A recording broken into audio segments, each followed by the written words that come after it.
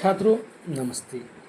आज हम ऐसे ही एक रचना देख रहे हैं जो केवल पढ़ने के लिए है, लेकिन यह रचना बेहद ही पर्यावरण पूर्वक है। वास्तव में हमें कठिन शब्द और उनका सटीक उच्चार आने के लिए हमें इसे ध्यानपूर्वक सुनना है तथा हमारे काफ़ी में भी लिखना है तथा इसे स्वयं अध्ययन के लिए, पढ़ने के लिए यानी स्वयं अध्ययन के लिए इसका आप ज़रूर अध्ययन करें। मेरे साथ ध्यान से सुने तथा देखें, समझे, पढ़े। तो चलिए छात्रों, केवल पढ़ने के लिए रचना का नाम है, अध्याय का नाम है हम पृथ्वी की संतान, जिसके रचनाकार है प्रभु नारायण जी। प्रदूषण के महासंकट से निपटने के लिए विश्व भर के राष्ट्रों की एक बैठक 5 जून 1972 को स्टॉकहोम स्वीडन में हुई थी।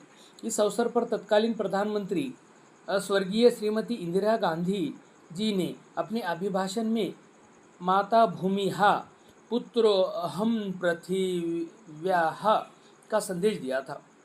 इस दिवस की स्मृति में ही प्रत्येक वर्ष 5 जून को पर्यावरण दिवस हम मनाते हैं। सन 1992 में रियो डी जेनेरो ब्राज़ील में एक पृथ्वी सम्मेलन आयोजित किया गया, जिसका एकमात्र उद्देश्य यही था, पृथ्वी को बचाओ। प्रकृति एक विशाल पारिस्थितिकी तंत्र है जिसमें दो प्रकार के प्रमुख घटक शामिल है, जैविक और अजैविक। जैवमंडल का निर्माण भूमि, गगन, अनिल यानी वायु, अनल यानी अग्नि, जल नामक पंच तत्वों से होता है, जिसमें हम छोटे बड़े एवं जैव अजैव विविधताओं के बीच रहते आए हैं। इसमें पेड़ पौधों एवं प्राणियों का निश्चित सामंजस्य और सह अस्तित्व है, जिसे समन्वयात्मक रूप में पर्यावरण के विभिन्न अवयव कहते हैं। पर्यावरण शब्द परि और आवरण इन दो शब्दों के योग से बना है।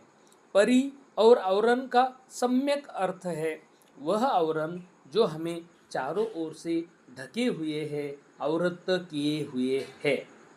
देखिए छात्रों, जो हमारी पाठ्य पुस्तक में जो चित्र है वो कितना ही सुंदर है। जो हम पृथ्वी की संतान है, आज हमें आज ज़रूरी है कि हम पृथ्वी को बचाएं।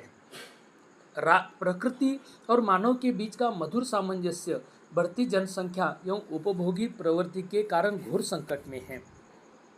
यह असंतुलन प्रकृति के विरुद्ध तीसरे विश्व युद्ध के समान है। विश्व भर में वनों का विनाश, अवैध एवं असंगत उत्खनन, कोयला, पेट्रोल, डीजल के उपयोग में अप्रत्याशित अभिवृद्धि और कल कारखानों के विकास के नाम पर विस्तार मानव सभ्यता को महाविनाश के कगार पर ला खड़ा कर दिया है। विश्व की प्रसिद्ध नदियाँ जैसे गंगा, यमुना, नर्मदा, राइन, सीन, मास, टेम्स जैसी नदियाँ भयानक रूप से प्रदूषित हो चुकी है। इनके निकट बसे लोगों का जीवन दुभर हो गया है। पृथ्वी के ऊपर वायुमंडल के स्ट्रेटोस्फियर में ओजोन गैस की एक मोटी परत है। यह धरती के जीवन की रक्षा कवच है, जिससे सूर्य से आने वाली हानिकारक किरणें रोक ली जाती है।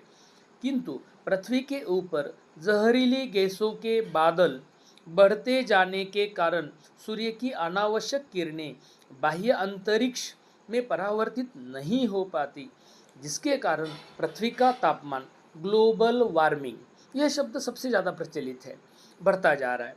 इससे छोटे बड़े सभी द्वीप समूह एवं महाद्वीपों के तटीय क्षेत्रों के डूब जाने का खतरा बढ़ गया है। इसे ग्रीन हाउस प्रभाव कहते हैं। यही स्थिति रही तो मुंबई जैसे महानगर प्रलय की गोद में समा सकते हैं। पृथ्वी पर बढ़ते तापमान के कारण विश्व सभ्यता को अमृत एवं पोषक जल प्रदान करने वाले ग्लेशियर या तो लुप्त हो गए हैं या लुप्त होने की ओर बढ़ते जा रहे हैं। अमृतवाहिनी गंगा अपने उद्गम गंगोत्री के मूल स्थान से कई किलोमीटर पीछे खिसक रही चुकी है। देखो, यह चिमनियों से, कल कारखानों की चिमनियों से कितना धुआं निकल रहा है, और वो ग्लेशियर भी अब न के बराबर है। प्राकृतिक आपदाओं में बढ़ोतरी के कारण लाखों लोग शरणार्थी बन चुके हैं। विशेषकर अपने भारत में ही बांधों, कारखानों, हाइड्रो पावर स्टेशनों के बनने के कारण लाखों वनवासी भाई बहन बेघर होकर शरणार्थी बने हैं। पर्यावरण के प्रति गहरी संवेदनशीलता प्राचीन काल से ही मिलती है। अथर्ववेद में लिखा है, माता भूमिः पुत्रो अहम पृथिव्याः, अर्थात भूमि माता है, हम पृथ्वी के पुत्र है। एक जगह यह भी विनय किया गया है कि हे पवित्र करने वाली भूमि, हम कोई ऐसा काज न करे जिससे तेरे हृदय को आघात पहुँचे।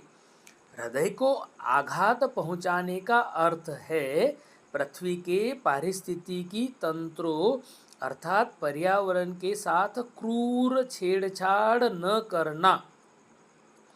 हमें प्राकृतिक संसाधनों के अप्राकृतिक एवं बेतहाशा दोहन से बचना होगा। आज आवश्यकता इस बात की है कि विश्व के तमाम राष्ट्र जलवायु परिवर्तन के गंभीर खतरे को लेकर आपसी मतभेद भुला दें और अपनी अपनी जिम्मेवारी ईमानदारी पूर्वक निभाएं, ताकि समय रहते सर्वनाश से उबरा जा सके। विश्व विनाश से निपटने के लिए सामूहिक एवं व्यक्तिगत प्रयासों की ज़रूरत है। इस दिशा में अनेक आंदोलन हो रहे हैं। अरण्य रोदन के बदले अरण्य संरक्षण की बात हो रही है। सचमुच हमें आत्मरक्षा के लिए पृथ्वी की रक्षा करनी होगी।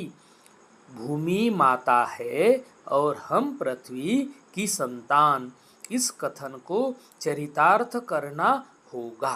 प्रभु नारायण। छात्रों, यह हमने इसका सटीक प्रकट वाचन अभी आपके समक्ष किया है। आप भी निसंदेह इसका सटीक प्रकट वाचन करें, स्वयं अपनी कॉपी में लिखें, ध्यानपूर्वक इसका अध्ययन करें। छात्रों, मेरा चैनल पर आप नए हैं तो ज़रूर आप इसे सब्सक्राइब करें, लाइक करें, शेयर करें। मिलते हैं अगले वीडियो में। धन्यवाद।